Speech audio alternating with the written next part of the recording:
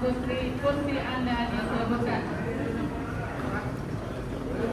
Sesaat lagi proses politik akan memasuki gate nomor 2.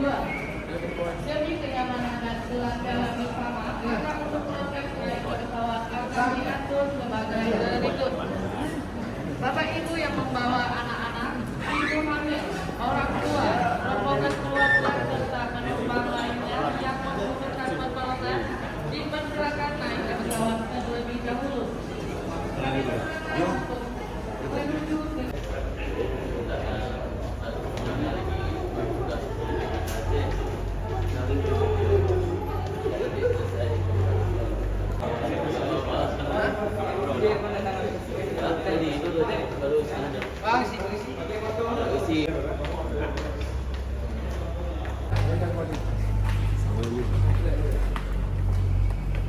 para ustadz-ustadz dan abi-abi di Aceh yang mendampingi dan guru selama di Aceh. Ayo kita jalan.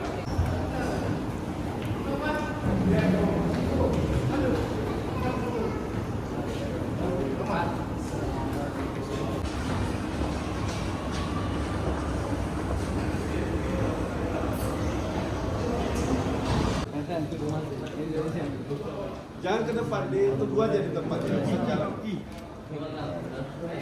Ditunggu aja salamannya.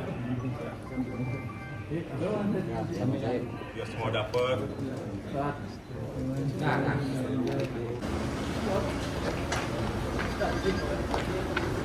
Ih,